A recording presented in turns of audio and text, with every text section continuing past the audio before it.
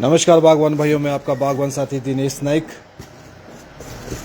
जैसे आपने कैप्शन में देखा होगा, ये जो मैं आपको सेब दिखा रहा हूँ, ये है ऑलमोस्ट 4200-4300 फीट की हाइट से लेलुपुल गांव के साथ घासी गांव। तो मैं अगर आपको बताऊं, ये वैरायटी जो है ये है स्कारलेट 2 और सारा का सारा ये सीडलिंग पे है। और इसकी क्वालिटी अगर आपको दिखाएं तो बहुत ही बेहतर। आप कहीं भी नज़र मारें तो इतना शानदार ये फ्रूट बना है और सारा का सारा ये सीडलिंग पे है। ये देखें। और मज़े की बात है कि जो इसमें सीडलिंग में जो खासकर इशू रहता है वो रहता है दर का।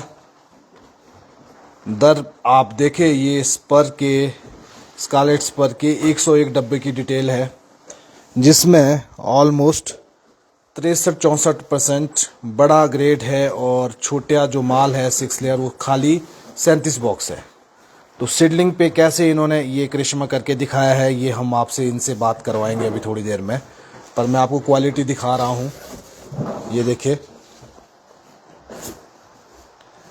तो जो लोग ये मानते हैं कि सीडलिंग पे क्वालिटी नहीं बनती और मेहनत करना मुश्किल है, तो वो सारा एक मिथ है, उसको इन्होंने ब्रेक करा है। ये जो प्लांट है ऑलमोस्ट 250 से 260 प्लांट है और थोड़ा गाला है, जिसमें 300 के लगभग प्लांट है। और जो इनकी प्रोडक्शन इस साल होगी, ये तीसरी साल है, वो 600 हाफ बॉक्स के आसपास है। पर क्वालिटी देखिए, तो क्वालिटी देखिए आप हैरान हो जाएंगे कि कितना ज़बरदस्त ये फ्रूट बना है। और जो सबसे सरप्राइजिंग चीज़ है वो है इसका ग्रेड। इसकी दर large 2, medium 4, small 19, extra small 19, 220, 6 layer सिर्फ 37, 101 के लॉट में, वो भी सीडलिंग प्लांट पे।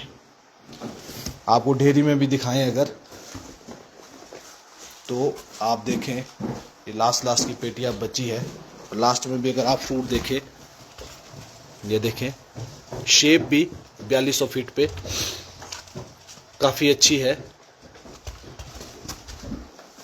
इस तरह से जो लास्ट की पेटियां हैं वो भी कुछ इस तरह से बन रही है।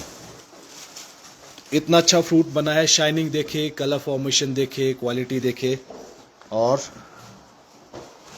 दर देखे आप इसकी। तो जो लोगों का मानना है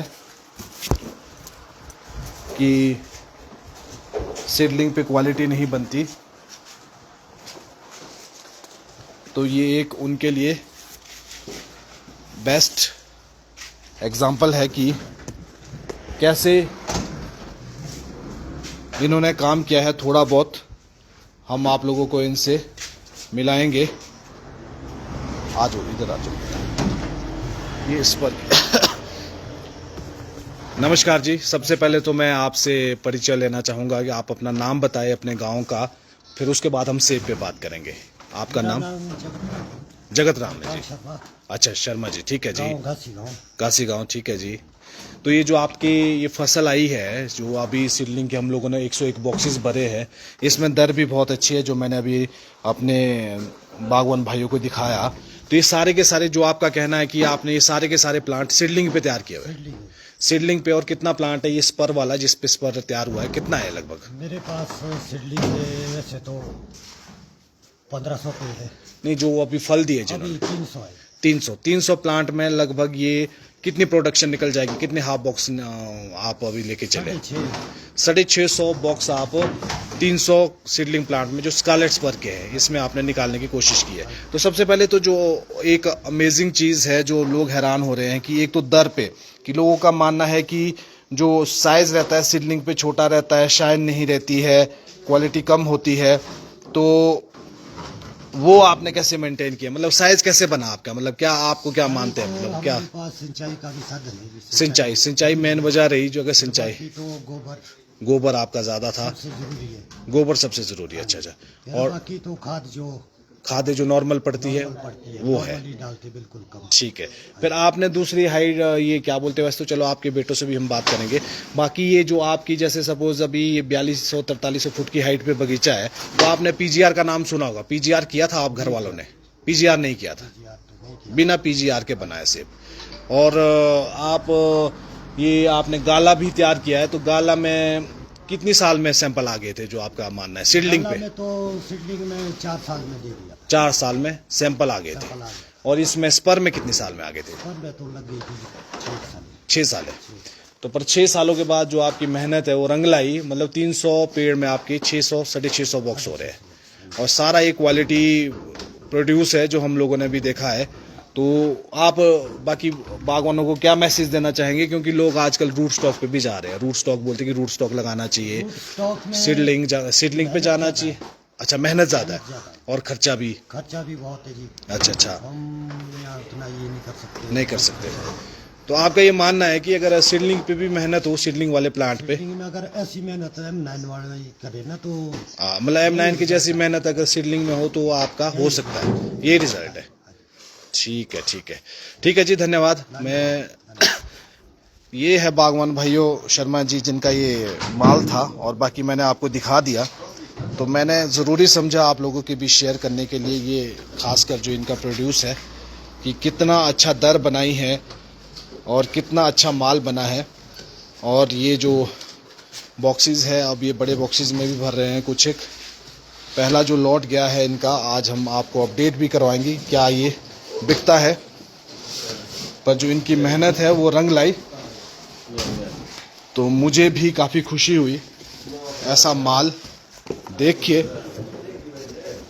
और जो मैंने बात की है इनसे, इनके बेटों से, तो इनका भी ये मानना है कि खासकर ऐसा कोई स्पेशल काम नहीं किया है, ना उतना M9 की तरह मेहनत है कि बेंडिंग की है, पिंचिंग ये वो सो जो लोग करते हैं एक्स्ट्रा मेहनत, ऐसा कुछ नहीं है, नॉर्मल है।